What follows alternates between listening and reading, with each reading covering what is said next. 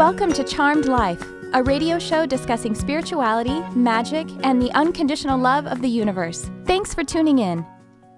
And I am your host, Tricia Carr. Thank you so much for being here with me today. If you are joining us by one of the archives on YouTube or a podcast, or if you're watching live on my Facebook page or on ubnradio.com channel 1, your timing is perfect. And I'm so blessed to be here with you today. And I want to take a moment to ask you that if you, however you are watching, check out the other way. Check us out live if you haven't watched it live yet, because you can call in and you can ask a spiritual question from any of the many expert guests that I have on the show, and or you can have a reading with me, or a lot of times I have other mediums and other kinds of intuitive readers on the show, healers and whatnot. And so I would love for you to watch live if you haven't yet, or if you are a live watcher, thank you. And do check us out on Facebook. And you can find my Facebook page by facebook.com/Tricia Carr. And it's TRICIA CARR. And then you could also subscribe to the podcast, which you can find on pretty much all of the podcast outlets like iTunes and Stitcher, and just look for Charmed Life with Tricia Carr. Please do subscribe, share, like, and I think on like iTunes you can leave a review. All of those ways that you engage with me, well, you're adding to the conversation and you're adding your energy and your love and your light to it, and so I so appreciate that. But also it helps other people to find my show and find all of us, so that we can continue to create this really dynamic conversation and light sharing, ascending dynamic. So thank you so much for being here, however you are. And I'm very excited about today. I'm going to dispense of any other news and just start to talk about my guest today. Today's guest is the founder and president of the Meehl Foundation. She is a certified pastoral counselor, a dialectical behavior therapy skills trainer, and co-author of Joyful Transformation, 22 Keys to Reclaiming Your Authenticity. In the book, Debra Meehl and Kristen Smith integrate the principles of dialectical behavior therapy with the tenets of New Thought movement to guide readers through the 22 areas of life transformation. The book provides candid examinations of the mundane and the spiritual aspects of conscious, measurable, lasting change. Each chapter is structured as a workbook with practical tips and checklists, thoughtful reflections, prompts for writing exercises, and space for journal entries. And so it is my honor to welcome to our show Reverend Dr. Debra Meehl. Thank you for being here. Thank you. Thank you for having me. Great. Well, let's start, if you don't mind. And could you please tell all of us about your work, your journey? Tell us how you came to writing the book and doing the work that you do. Well, the work that I do came about because 18 months after my husband and I were married, he was diagnosed with bipolar disorder and borderline personality disorder. Oh, well, so both. That threw our entire life into chaos. And I needed to change professions. I needed to get into the divine flow of life, and things were going to be, restructured for us. So we co-created, basically, with the God of our understanding, a completely new, different life based upon that. Oh, how inspiring! So it was amazing. It was an amazing journey, and basically, what I learned through that journey was how to tolerate my own distress. And how in tolerating my distress, I could actually, again, be connected as a spiritual being. And I think that that's one of the things that's not being taught anymore to our young people. It's stuff that I did not grow up with a set of skills about how to tolerate life in my own distress. So it was important for me to learn those skills, and then to give others also. I think that is so true. Unfortunately, we have a new culture of medicating children when they express distress. I remember a few friends, we were at lunch, this is years ago, and one of the friends has a teenage daughter who was talking about how she's always, just describing her distress and her anxiety and her frustration. And the other friend who also had teenage children was like, that's being a teenager. That doesn't mean go on medication. But yes, being able to equip them with coping mechanisms and to tolerate that distress is, that is the key to life. I guess that is the key to transformation, isn't it?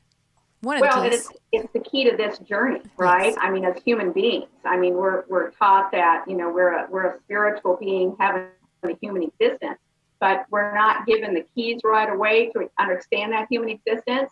So it's kind of interesting for me because as a counselor, I hear all the time that God doesn't give you more than you can bear. And to that, I always take pause because 800,000 people a year commit suicide. Right. So if God's not giving us that, then we need to figure out that life is giving us that kind of distress, and we need to figure out how we're going to coach people, teach people, again, to use the skills and tools necessary to step into the divine flow, to step into their authenticity, and to step into life that is truly you can have joyful transformation. It doesn't have to be hard. I think that telling people that it's hard, why in the world would anyone, want to transform anything if they were told constantly how hard it is? I think that it's really truly been a lie that we've been told, and we've been told it since we were very, very small. And so I think that we have to get into, again, a different train of thought, a different belief system that transformation isn't hard. Right. And we have all of those little colloquialisms that we grow up with, like, God doesn't give you more than you can handle. And it's touted as though it's like scripture, Right. And I've actually always had an aversion to that too, because I think that feels very disempowered and very victim stance oriented. We also have, life is hard and then you die, which isn't, meant to be. Terrible? Isn't it horrible? Yeah. Death and taxes, Right. all these horrible things. Money doesn't grow on trees. And, we start to talk about abundance. And, I love that you're phrasing it like stepping into divine flow, because through my own personal transformation, which is an ongoing process, we have these great sort of quantum leaps here and there, which are great, but we quite frankly don't like to have those every day. They're a bit jarring. And so it's an everyday process. I have found that it is really as simple as stepping into it. It's just undoing all of the things that we thought were holding us from stepping into it. And that's actually very confusing. Right. I agree. I think, because we're linear thinkers, lots of times we're told that if we have a roadmap, and I'm not opposed to roadmaps, but if we're told that we have a roadmap and I'm thinking I'm going to get from Houston to Boston or Houston to Billings, Montana, if I've got a roadmap that shows me the land and the sea and the sky, then I've got it made. The interesting thing about that is that once you're installed with the GPS, and we all come born with the GPS. Once we understand the GPS, we don't need the map anymore. The interesting thing about that GPS system, though, is that you have to know how to plug into it. And if you're emotionally distressed all the time, it's difficult to plug into the GPS that you've been given. And it is. For me, at least, the 22 keys is about understanding human condition, understand the humanness I can then plug in. Yes, I'm just sending a little love and light and protection to our connection. So I apologize. Well, except that I'm not in charge of the connection. So just asking for some support from the universal divine flow for our connection. So can you give us a little bit of a description or however you want to run down your 22 keys? Because that is kind of, it sounds to me like a roadmap that's going to help you to plug into the GPS system. Am I understanding the kind of analogy well? Sure. So the first thing is that, we want to talk about a little bit about mindfulness and awareness. So if I am aware of my own thinking, if I remember that my thoughts plus my emotion equal my behavior, then what happens then is if I start to become more aware of my own thinking, I can then start to monitor my own emotional dysregulation. So again, and I'm going to use the analogy of the GPS. So if you're in the car and the GPS is trying to guide you and you're yelling at the GPS all the time, it's difficult to hear it. So the interesting thing is that, again, we already have what we need on the inside, but what we don't know lots of times is how to access it. And if your emotions are like a roller coaster all the time, again, it's difficult to hear that GPS. So here's my other example, because emotion is very, very important for us. So here's my example. I'm in the garden and I'm gardening, and all of a sudden I feel uncomfortable. Now, I don't know why I feel uncomfortable, but all of a sudden I feel uncomfortable. That alerts me to the fact that Mr. Snake has coiled up in the corner, and I'm immediately then aware that I can pull back and protect myself. That's why we were given these emotions. So actually, mindfulness and mindfulness awareness is a teachable skill. I love that. Yes. And so would you agree that one of the primary ways to attain mindfulness and awareness is through meditative practices? Absolutely. And it can be meditative, it can be prayer, you can do it through yoga, you can do it through transformational breathing. Anything that aligns mind, body, and spirit together is extraordinarily helpful. Yes. I think that sometimes my morning meditation, I actually can't tell if I meditated or if I prayed the whole time or if I astral journeyed, and it doesn't matter, Right. Because that's the thing, is that, sometimes as humans, I think we get locked into thinking that there's one way. There's not one way. Right. There's what way works for you. And again, those of us that teach this are trying to help you find that way that works for you, not my way, but your way that works for you. Because once again, we all come with the GPS, but if we don't know where the on and off switch is, it's difficult for us to then get the instruction that we need. Right. And so, I try, when I work with people, I tell them, you're only taking my perspective and only take the parts that really all I'm meant to do is to conjure something that's already in you. So don't memorize my words and don't like follow it step by step, because that actually, it's when we over focus on the tool, is what I say, which the tool can be a book, or it can be a teacher, or it can be some other practice or modality or a religion. If you over focus on the tool, basically you're focusing on the outside, and then you're not being able to connect with that GPS on the inside, and that's the whole point, is to get it flowing. Very true. Yes. Very true. So again, as we regulate our emotion, and we do that through a variety of ways. So as I learn to be more aware, then again, I also learn that if I'm hungry, angry, lonely, tired, cranky, any of those things, I'm out of the flow.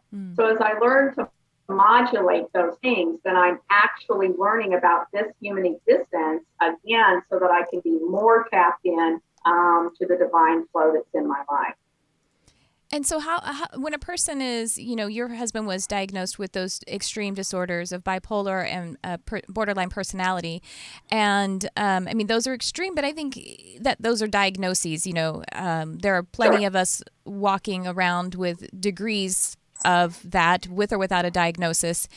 And so how can one begin, like today, from listening to us, to just try on their own? What is the takeaway to just try to start regulating those emotions so they can start to create that space to hear that, to plug into that GPS?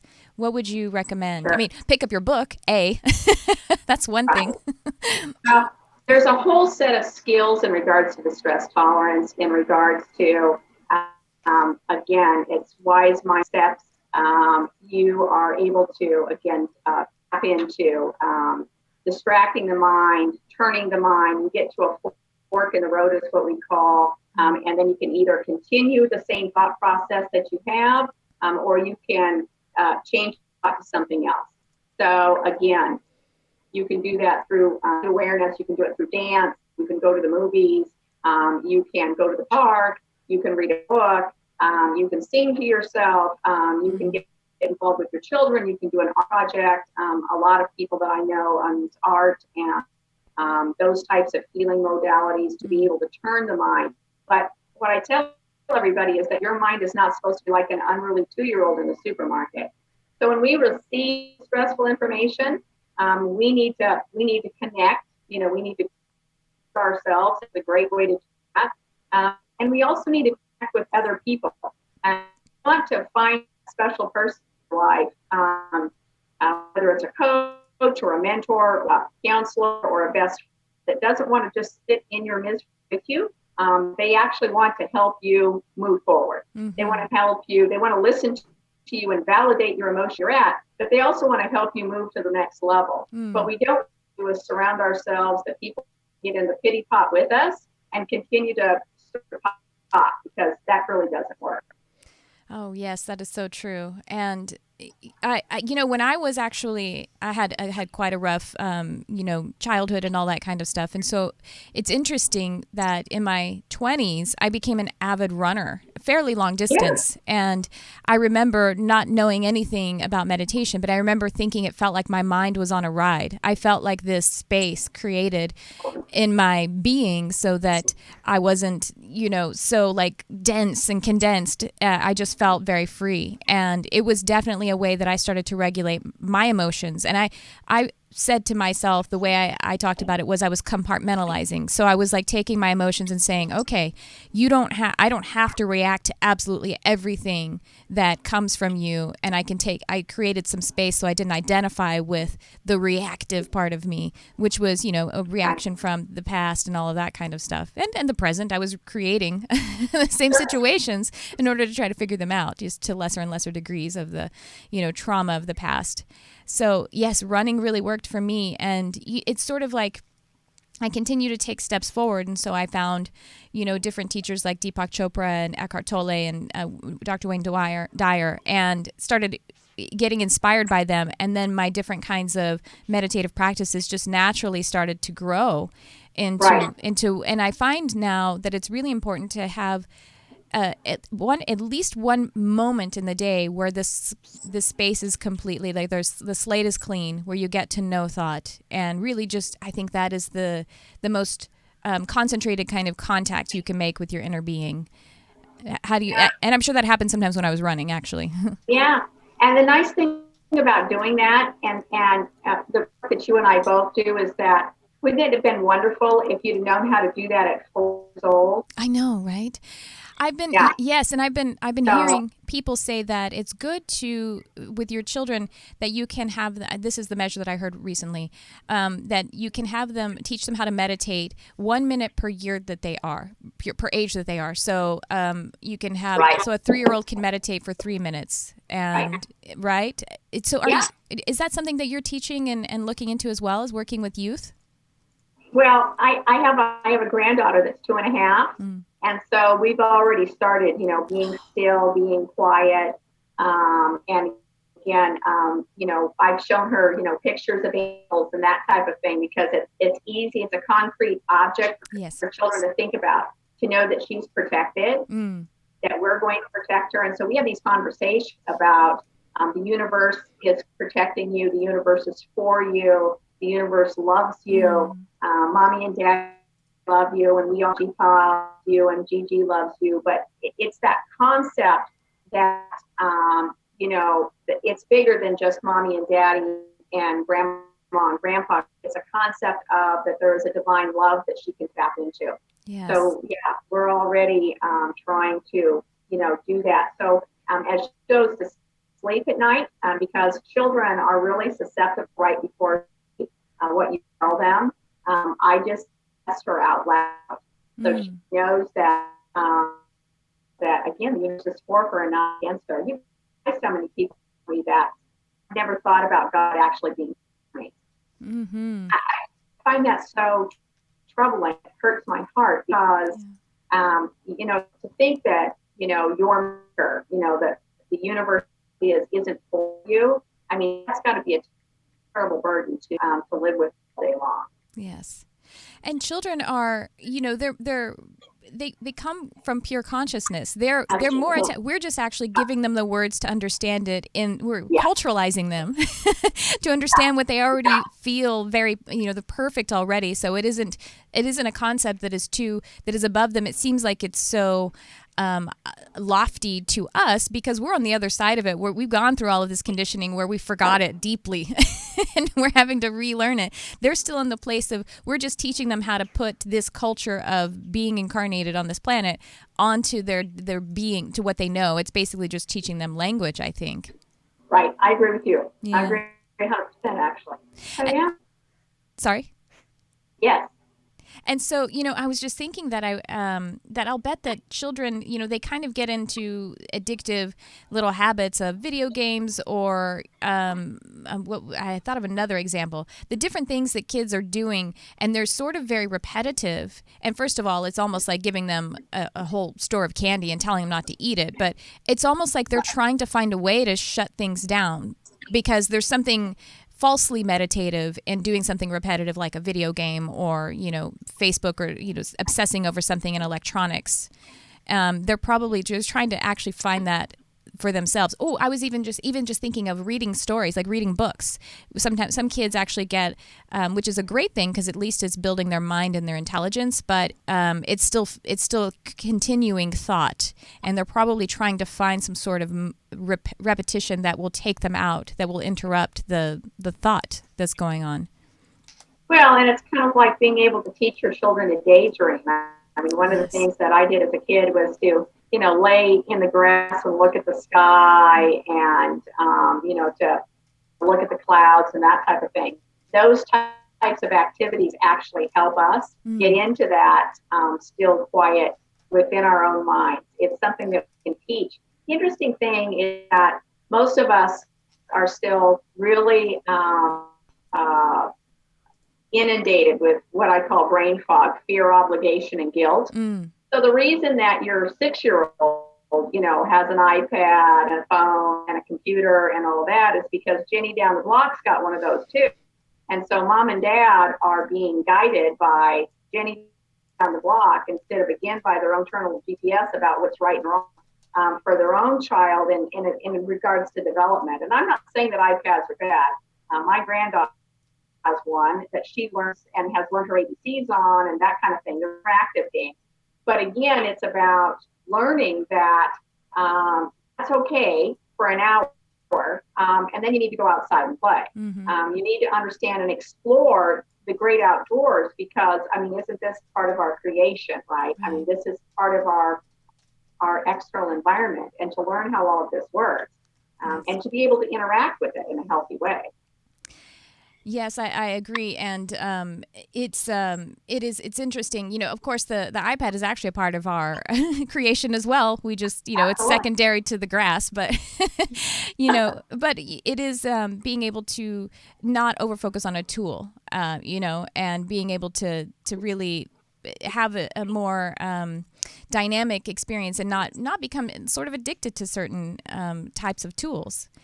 Can I ask you, Debra, so how can the work that you're doing, so tell us, because we titled this Finding Your Life Purpose. So what is that line between regulating your emotions and then being able to get to finding your life's purpose? That's kind of a big question, but whatever sparks in you to answer it. I think that lots of times there's a lot of societal pressure on being something, and specifically doing something. I told my children, because I read a lot of Deepak Chopra also, and I told my children I just wanted them to focus on their life purpose. And if that was digging a ditch for the rest of their lives, I wanted them to dig a ditch. If that was, I have a son that's a crane operator. He has amazing hand-eye coordination, and he's very, very good at what he's doing. He's also, going to be a healer at some point in time too, because he's really good at Reiki and all of that. But it's a process of him moving through. And what I didn't do was impose a lot of what I thought he should be. So we have a lot of people doing something that they're probably not inspired to do. And then they wonder why they go home and they're, angry and, kick the dog and yell at the wife and drink too many beers and sit in front of the TV. That's part of a societal issue.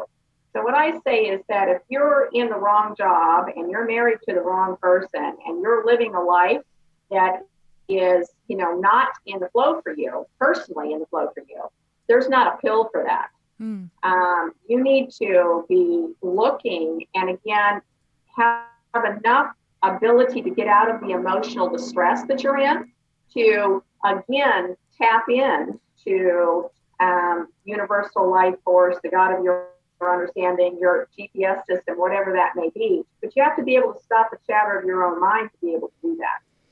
Yes. And it is, I know that, sorry? So that's not an exact answer. No, yeah. But it's a step-by-step process of is. mindfulness, getting rid of the fear, obligation, and guilt, stepping into the divine flow. So it's really kind of a 1, 2, 3.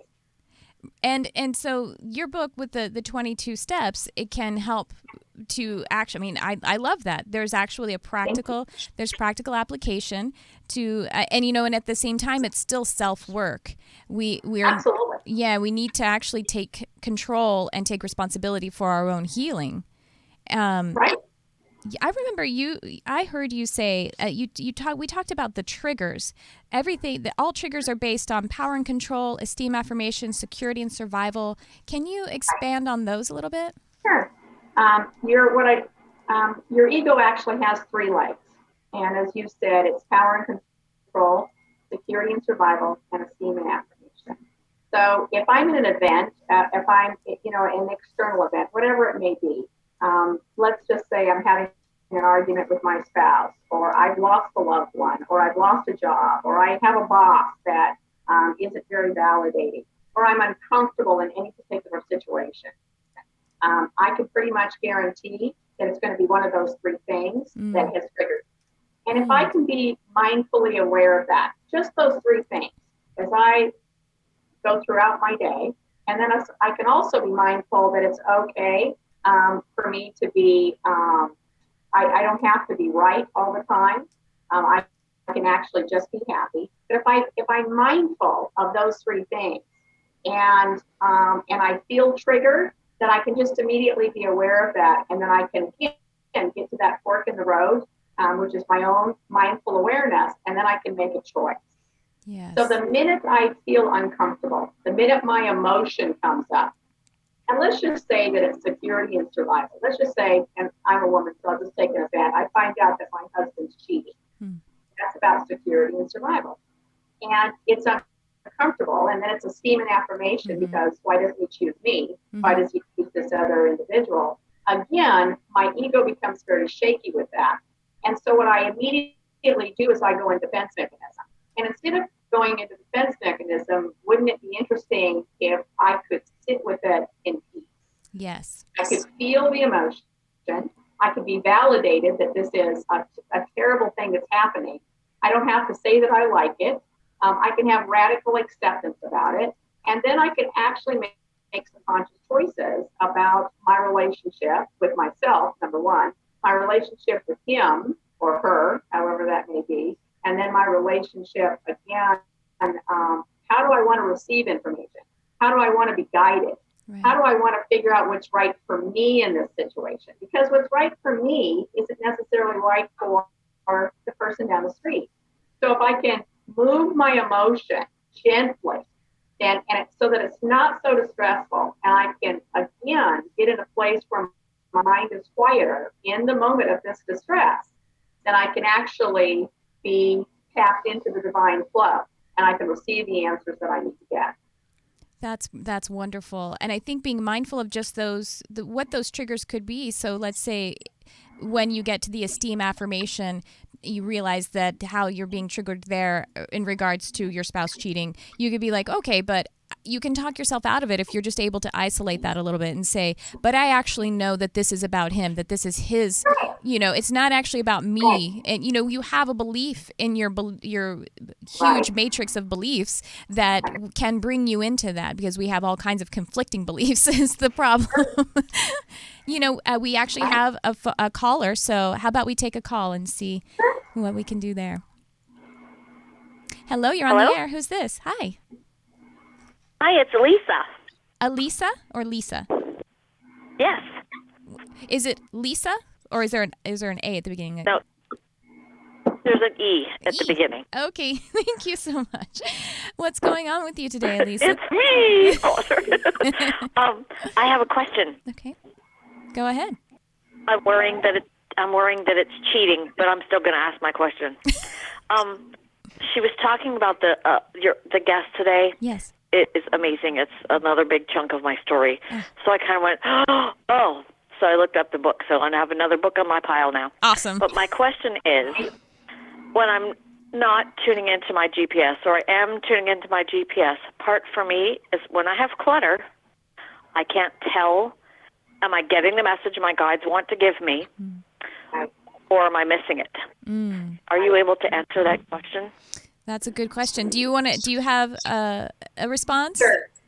Part of what happens is that this is what I tell my clients personally. For example, I'm not going to be helpful to you to find God or to find Jesus, because whatever your belief system is, that's already installed in you. What I can show you how to do is to find the on and off switch.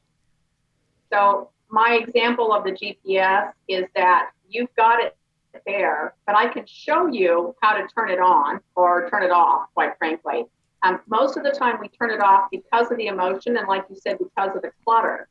But what can happen is that even in the midst of your distress, you can learn to tone the clutter down so that you can hear it more clearly. So let me give you an example from my background, which is the Psalms, because I obviously come at this with a kind of a religious undertone. David, throughout the Psalms, was told that he was going to be the king of Israel.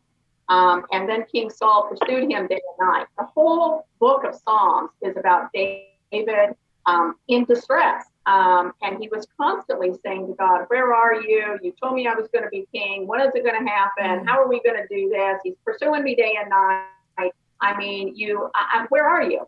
And I want you to know that for me, in reading that, I am then reminded that when David was still and was able to, again, reduce that clutter and that chatter, God came through to him again and again. So that's what I want to tell you. You unite with someone, again, that can show you how to reduce that and to get into a quieter space. And it doesn't have to be perfect. I'm really distressed by that thought that I have to have arrived before I can get it. You don't have to arrive, and it doesn't have to be perfect. What will happen is it's kind of like a drop of clean water in a bucket of dirty water. The more clean water that you put in, the easier that it gets. And so I just want you to know that even, we can get to that place of that no thinking to that quietness, but it doesn't have to be a perfect quietness for God to actually meet us there and to give us the instruction that we need. That's beautiful. Yeah. And what do you think, Elisa? How did that feel to you?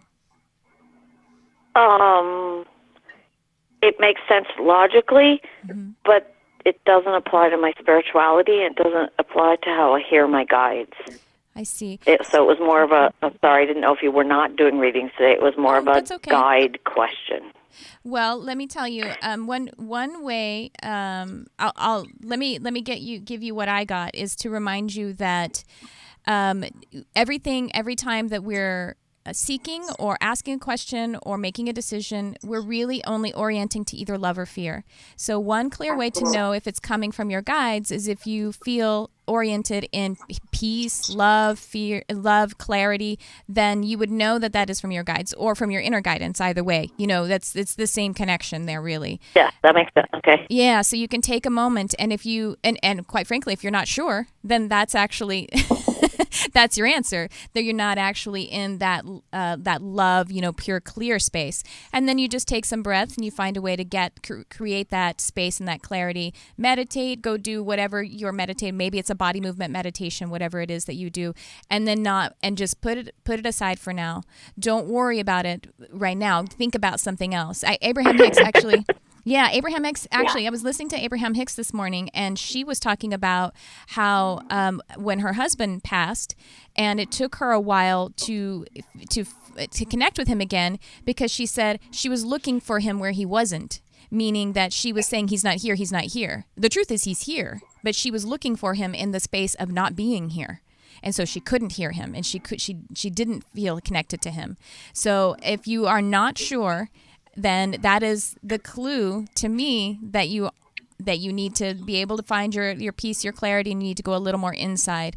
Quite frankly, we can actually use our guides and referencing our guides, and even God or, outside guidance as a tool that we over-focus upon, because the point is we're supposed to be able to bring that back around and realize that we are God, that God essence is us, that we're just an expression of source energy. So being able to bring that back inside, if you feel like you're not sure if you're hearing them or you're not hearing them clearly, then to me that would be the clue to focus more deeply on you inside, and rather than thinking I'm going to be looking outside and for guidance to come from different personalities, because that's what our guides are. They are real and they are helping us, but they're personalities, and we might need to have it from our own deeper inside that is, not externally given to us from a personality. I actually just did a reading yesterday or day before yesterday, and the person said that she wasn't hearing her guides lately, including like her star family. And I saw that her star family had stepped way away. And she said that makes sense because I was feeling like I didn't want to be here anymore. And I wanted to return to, my star origins. And so they stepped back from her and gave her space so that she could find her grounded and, her divinity that's within through being grounded in a way. It's interesting. Does that help a little bit, Lisa? I think bring all of that together. Yes, and I actually want to say something that you kind of, I sort of started to cry, and I kind of cut it off. 2 days ago, I have some internet people that I know, but like I can travel to them and talk to them, so it's like they're standing right there. Mm-hmm. One of the individuals has been very, very ill. He had ALS, and I've been thinking of him for a week, and I can't get to him. I can't reach him, and I got a flash that he had passed away. But I don't have a way to confirm that, and it just hit me really, really strongly. And so the part that you shared about the Hicks woman is exactly what I've been doing, and that's exactly the thought that I've been having. So those are actually the words that my guide was saying. Oh. So perhaps that was my real question. Okay. So I thank you very much. Oh, you're so welcome. Thank you for calling in. Hang in there. Yeah. Bye. Oh, she's so sweet. Yeah. Do we have more calls, Jarvis? Do you want to take another call, Dr. Meehl? Sure. That sound good? Okay.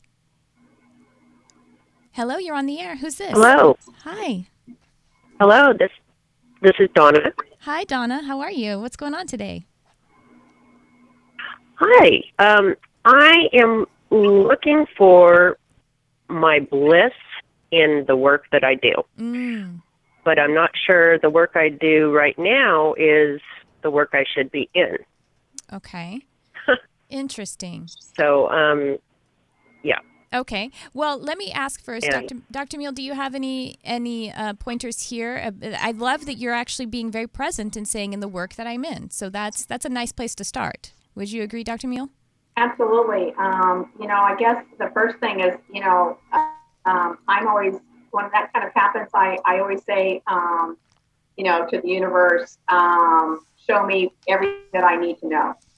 And then I look for opportunities, for doors to open and doors to close. And I will just tell you, the hardest thing lots of times is for us to ask for a door to close because we don't know what's on the other side. We have to step out in faith. Mm-hmm.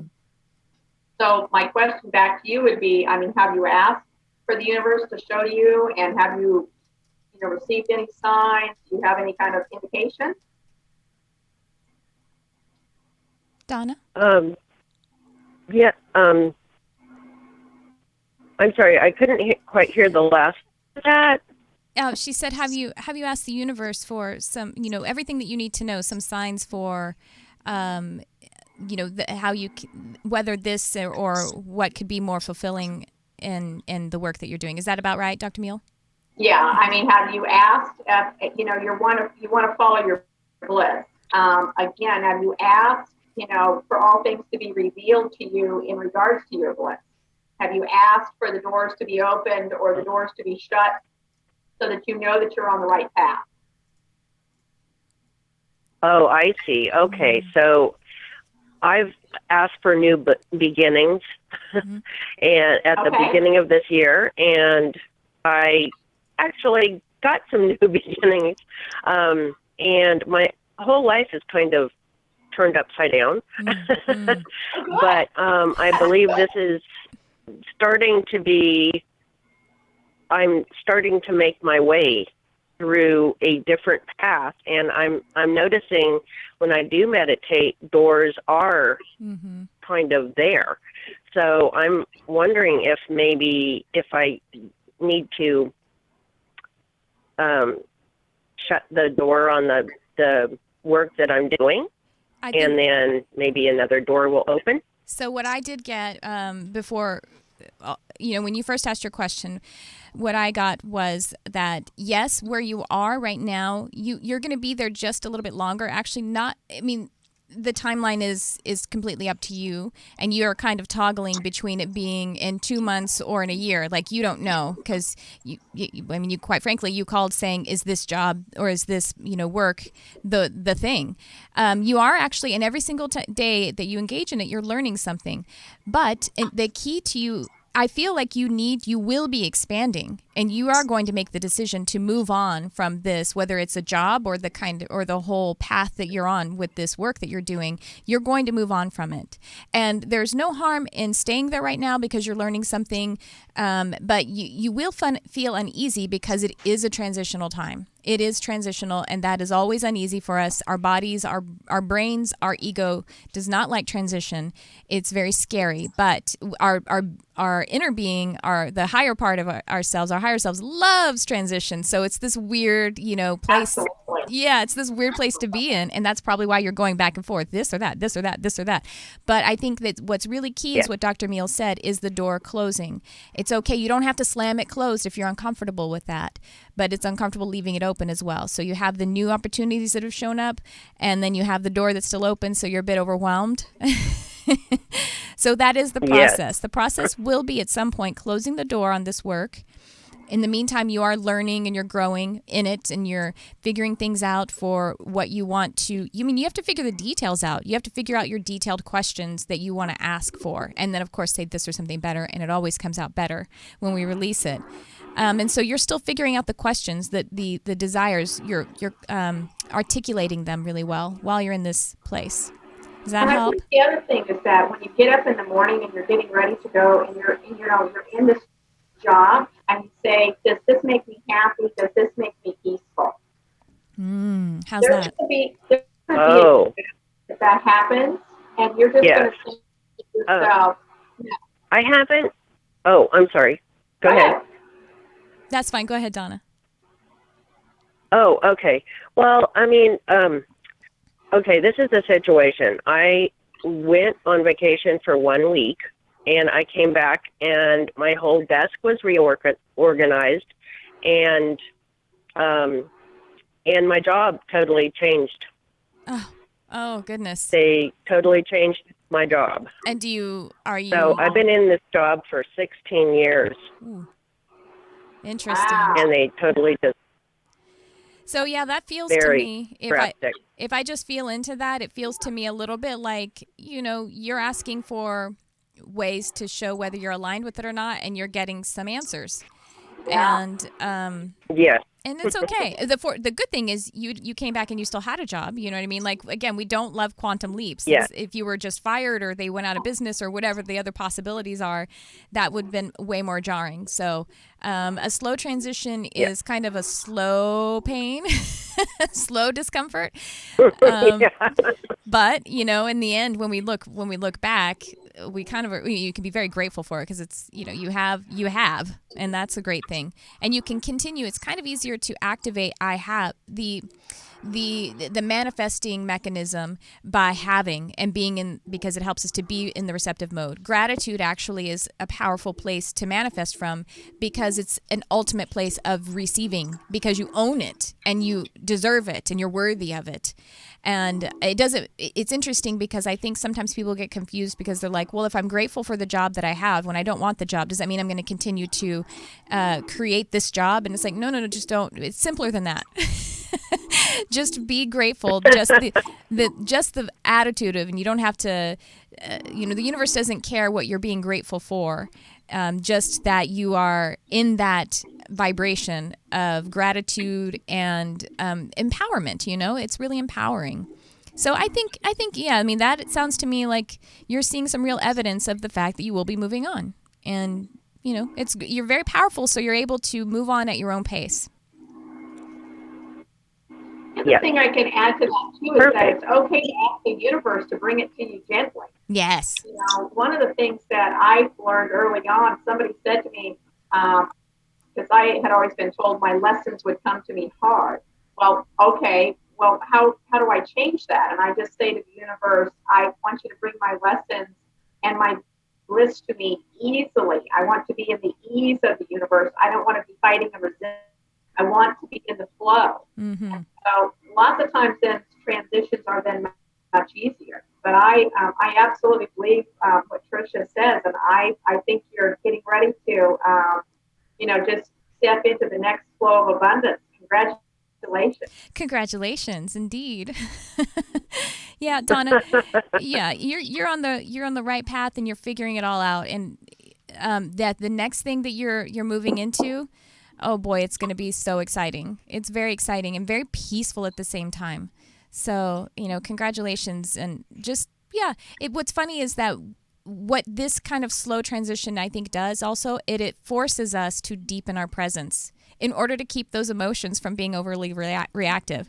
I'm here today, I'm fine, and then asking the question, if this is bringing me joy and peace, then if that's a no, it's not entirely, then that helps us to shape where we're going and to ask our questions more articulately. Well, thank you so much for calling in, Donna. Wonderful. Congratulations on your Thank you very much. Next step. Yes, thank you very much. More meditation. Go meditation. Yes. Thank you both. All right, thank you. Let us know how it goes. Well, we have a few minutes left here. So before I ask you another question, Dr. Meehl, I would love for you to go ahead and tell the audio listeners how they can find you, your website, social media handles, and of course, remind us of the name of the book and how to find it on Amazon. You can find us on Facebook, foundation.org. Twitter is Meehl Foundation. Again, also. You can go to www.meehlfoundation.org and you can click the contact page. That's where we're at. So, and again, I'm very accessible. I'm not going to repeat my phone number over this particular podcast, but my phone number is accessible on the internet and through my website and that kind of thing. So I try to be as accessible as possible to people. And you can go to my coaching page if you need to on the website. And this fall, we're going to start doing 3-day retreats on this particular topic also. I love that. And by the way, I'll just spell out, it's MEEHL Foundation.org, correct? Correct. Yes, so for our audio listeners, Meehl, MEEHL. And I'm very excited about the retreats that you are going to be having, because I know that your work has been with the folks that suffer from more extreme manifestations with the bipolar personality disorder and the borderline personality disorders. And then these retreats are going to be for folks that maybe haven't had such an extreme diagnosis, I should say. Right. And again, one of the things that again, just because you have a diagnosis doesn't mean that that's God's prognosis for your life. Beautiful. I love that. I want people to know that, again, once you get your life in balance, a lot of our clients, again, start using less and less and less medication. I don't do life coaching. just for people with bipolar disorder. I mean, this is our life's work. I mean, we take 4 clients at a time in our residential program. But for the coaching and that kind of thing, I take people that, have some depression or have some anxiety or have some life issues. Again, where they're transitioning from, the emotion, to actually be able to find that divine flow in their life. And I help them be able to find that. So it's actually kind of a 2-pronged approach. Wonderful. Well, thank you so much for your work and for being on the show today, Reverend Dr. Debra Meehl. Such an honor. And that is it for our show today. I'm Tricia Carr. Please do join us again live, 11 a.m. Pacific on ubnradio.com or on my Facebook page, which is Tricia Carr Charm. And I will see you again next time. And thank you so much for tuning in. I love you, whoever you are.